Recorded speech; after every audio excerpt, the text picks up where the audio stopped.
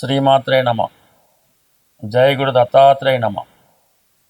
ఈ వీడియోలో మనం కర్కాటక రాశి వారికి 2026 ఏప్రిల్ నెల మాస ఫలితాలు తెలుసుకునే ప్రయత్నం చేద్దాం.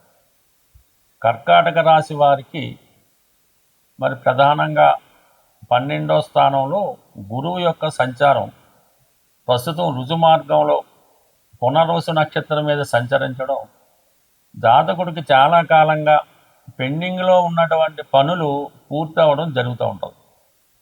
అందులో ప్రధానంగా దూర ప్రాంతంలో ఉన్నటువంటి పుణ్యక్షేత్రం దర్శిద్దామని మీ ఆలోచన, లేదంటే విదేశ ప్రయత్నాలు, విదేశంలో ఉన్నటువంటి మీ సంతానాన్ని కలుసుకోవడం కానీ, లేదంటే మీరు మీ దగ్గరికి మీ సంతానం పిల్లలు రావడం కానీ జరిగే అవకాశం ఒకటి ఉంటుంది. అలాగే దీర్ఘకాలికంగా వేధిస్తున్నటువంటి రుణం నుంచి విముక్తి అవుతారు.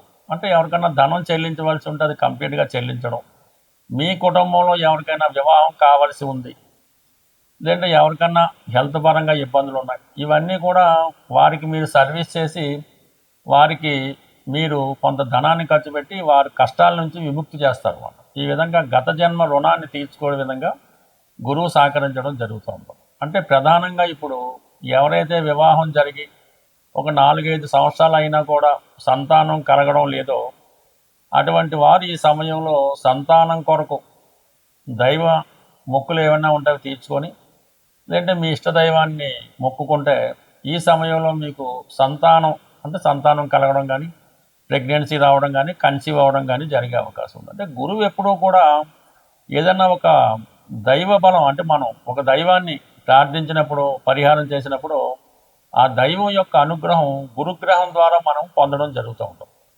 అందుకని మనం ఏదైనా ఒక పరిహారం చేస్తున్నప్పుడు గురువు మనకు అనుకూలంగా ఉండి ఆ గురుబలం మనకు ఉన్నప్పుడు ఆ సమయంలో చేసే పరిహారం చాలా తొందరగా నెరవేరడం జరుగుతూ ఉంటుంది.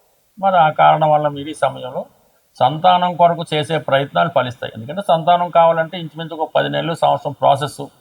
ఇప్పుడు ఈ గురువు 12వ స్థానంలో, జూన్ నుంచి రాశిలో, నవంబర్ నుంచి కుటుంబ స్థానంలో, ఇవన్నీ కూడా మీకు ప్రెగ్నెన్సీ సంతానం చెప్తుంది. కాబట్టి సిన్సియర్గా సంతానం కొరకు ప్రయత్నం చేస్తున్న వారికి ఇది ఒక అద్భుత అవకాశం. అలాగే చదువు మధ్యలో అయిపోయింది, మళ్ళీ కంటిన్యూ చేయాలనుకున్న వాళ్ళు ఈ సమయంలో మీ విద్యని సంపూర్ణంగా కంప్లీట్ చేయొచ్చు. ఇంకొక డబుల్ డిగ్రీ కోసం కూడా ప్రయత్నం చేయొచ్చు. ఇది గురువు యొక్క అనుగ్రహం రావడం జరిగింది. ఇక మనకి దశమ స్థానంలో శుక్రగ్రహ సంచారం. ఇది చాలా వరకు ఏంటంటే శుక్రుడు చతుర్థ లాభాధిపతిగా దశమ స్థానంలో ఉంటూ చతుర్థాన్ని వీక్షించడం వల్ల చతుర్థ భావ ఫలితాలు, ఏదైనా వాహన యోగం కానీ, గృహం మారాలని మీ ఆలోచన నెరవేరుతుంది. సొంత గృహం కోసం చేసే ప్రయత్నాలు చాలా వరకు నడుస్తాయి. అంటే సొంత గృహం కోసం చేసే ప్రయత్నాలు నెరవేరడం అంటే దానికి ఆర్థిక పరంగా మీకు సహకారం లభిస్తుంది. అది వ్యక్తిగతంగా రుణ రూపంలో అవ్వచ్చు, మీ భార్య రూపంలో అవ్వచ్చు, లేదంటే మీ భార్య తరపు బంధువుల ద్వారా ఆ సహకారం మీకు లభించే అవకాశం ఉంది.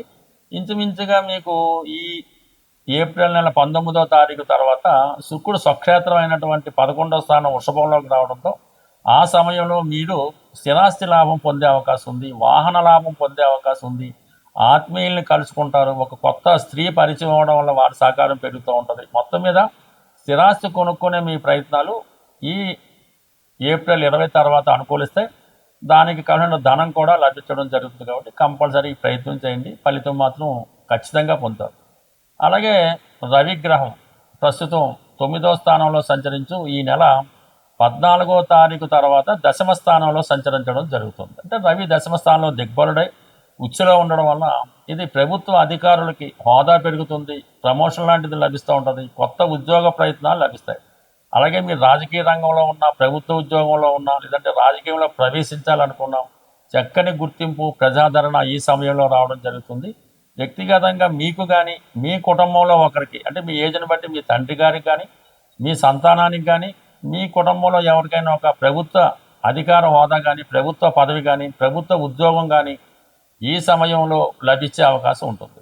మొత్తం మీద రవి మీకు అనుకూలిస్తూ ఉన్నాడు.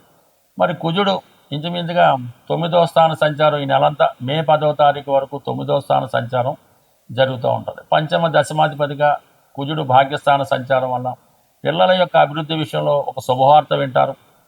అలాగే పుణ్యక్షేత్రాలు దర్శించే మీ ఆలోచన నెరవేరుతుంది. కొన్ని ఆధ్యాత్మిక కార్యక్రమాల్లో కొన్ని మంచి పనుల్లో పాల్గొనడం జరుగుతుంటుంది. ఉద్యోగరీత్యా ఏదన్నా వేరే ప్రాంతంలో కొన్నాళ్ళు విధి నిర్వహణ చేయడం కానీ, ఉద్యోగరీత్యా వేరే ప్రాంతానికి కొన్ని రోజులు వెళ్ళడం కానీ జరిగే అవకాశం ఉంది. బట్ ఏదైనా కర్కాటక రాశి వారికి మిగతా గ్రహాల అనుకూలత ఉన్న అష్టమ స్థానంలో రాహు వల్ల కొన్ని అవమానాలు ఇబ్బందులు తప్పకపోవచ్చు. అందువల్ల మీకు సంబంధం లేని విషయాల్లో, మనకి అక్కర్లేని విషయాల్లో కళ చేసుకోకుండా మీ పనులు మీరు మాత్రమే చేసుకుంటే మాత్రం 100% మీకు ఎటువంటి ఇబ్బందులు కానీ, అప్రతిష్ట కానీ, నష్టం కానీ జరిగే అవకాశం ఉంది.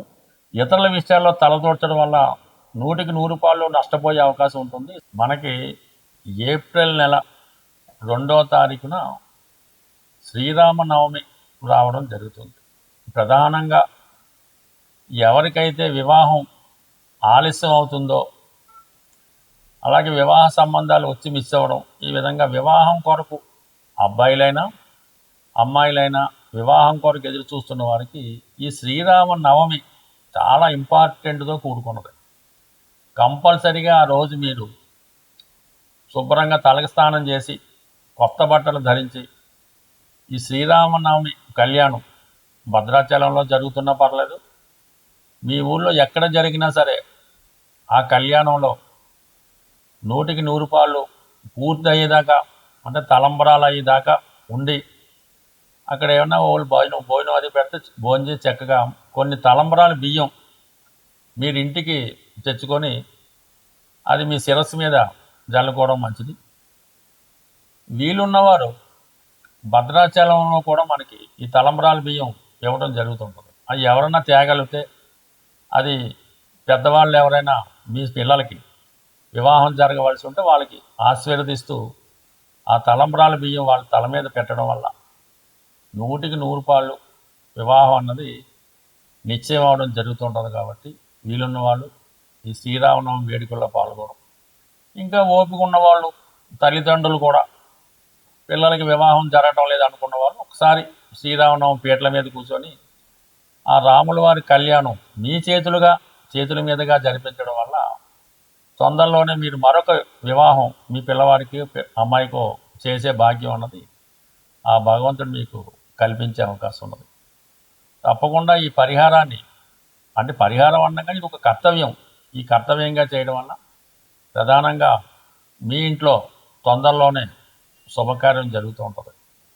అలాగే మనకి ఎలాగా మంచి రోజులు వచ్చాయి కాబట్టి వివాహం కొరకు ఎవరైతే ఎదురు చూస్తున్నారో వాళ్ళు ఒక 8 మంగళవారాలు పవిత్రంగా సాంప్రదాయ దుస్తులతో ఆంజనేయ స్వామి వారి ఆలయంలో తమలపాకులతో అర్చన చేపించి ఆ రోజు సంపూర్ణంగా సాత్విక ఆహారం తీసుకొని భూసైనం అంటే నేల మీద పడుకోవడం వల్ల ఆ రోజు మంగళవారం రోజు ఉపవాసం అనేది అక్కర్లేదు, లైట్ ఫుడ్ తీసుకొని హనుమాన్ చాలీసా 3 సార్లు ఉదయం మధ్యాహ్నం రాత్రి 3 సార్లు ఒకేసారి చదవడం వల్ల ఒక 8 వారాలు ఈ విధంగా ఆంజనేయ స్వామి వారి వ్రతం చేయడం వల్ల శీఘ్రంగా కళ్యాణం జరిగే అవకాశం ఉంది. బట్ ఏదైనా మరి ఈ ఏప్రిల్ నెలలో మరి మొదటిసారిగా వచ్చే, అంటే మొదటి వారంలోనే వచ్చే శ్రీరామనవమి చేయటం వల్ల కొంతమందికి అయితే మే నెలాఖరులోపు కూడా వివాహం కుదిరిన ఆశ్చర్యపోక్కర్లేదు. ప్రేక్షకులకు ఒక చిన్న విజ్ఞప్తి, ఈ మార్చి నెల 29వ తారీఖు అంటే ఆదివారం రోజు హైదరాబాదులో జ్యోతిష విజ్ఞాన కేంద్రం వారి సహకారంతో ఈ సుందరయ్య విజ్ఞాన కేంద్రంలో ఒక జ్యోతిష మహాసభ నిర్వహించడం జరుగుతుంది. అంటే అందులో ప్రముఖమైనటువంటి వ్యక్తులు వారి యొక్క అభిప్రాయాలు, అంటే జ్యోతిష్ శాస్త్రరీత్యా కొన్ని ప్రధానమైన టాపిక్స్ తీసుకొని ప్రసంగించడం జరుగుతూ ఉంటుంది. ఈ జ్యోతిష మహాసభలో పాల్గొందామనే ఆసక్తి కలిగిన వాళ్ళు ఎవరైనా ఉంటే 29వ తారీఖు మీ యొక్క పేర్లు ఇవ్వడం, కానీ డైరెక్ట్గా కూడా సభకు వచ్చిన ఇబ్బంది ఏం లేదు. అయితే మరి ఆ సభకి ఎటువంటి ప్రవేశ రుసుము ఉండదు, భోజన సౌకర్యం మిగతా సౌకర్యాలు కూడా ఈ సంస్థ వారే మీకు ఉచితంగా ఏర్పాటు చేయడం జరుగుతుంది. కాబట్టి ఆసక్తి ఉన్నవాళ్ళు ఈ 29వ తారీఖు జరిగే మహాసభకు హాజరవుతూ ఉన్నవాళ్ళు కంపల్సరీగా వాళ్ళ నియమం ఒకటి లిస్ట్ చేసుకుంటే ఏర్పాట్లు చేసుకోవడానికి అనుకూలంగా ఉంటుంది. కాబట్టి కొంతవరకు సహకరిస్తారని ఆశిస్తూ స్వస్తి.